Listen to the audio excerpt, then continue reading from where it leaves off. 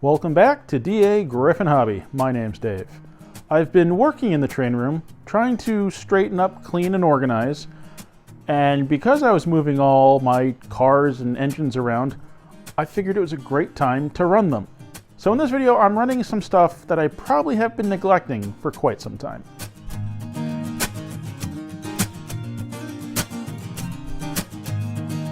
Before we get to the train run, just a little update on what's going on here in the train room.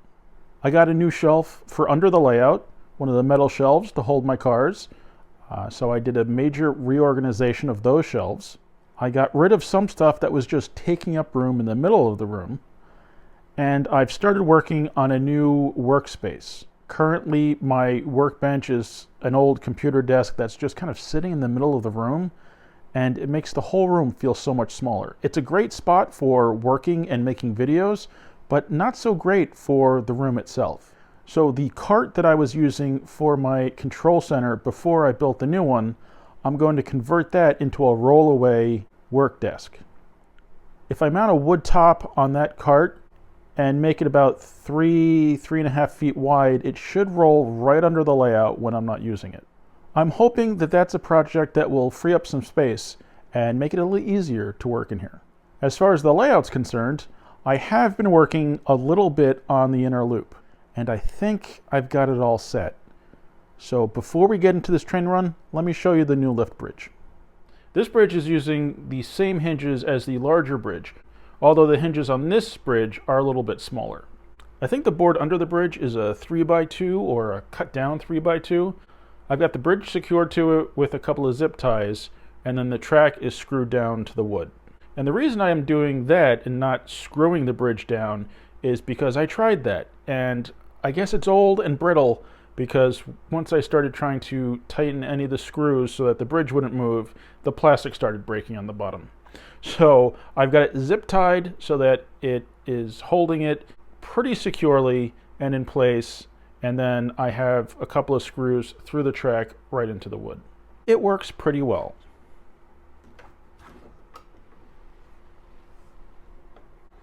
It folds completely up out of the way and leaves me with a nice wide spot so that I can get through.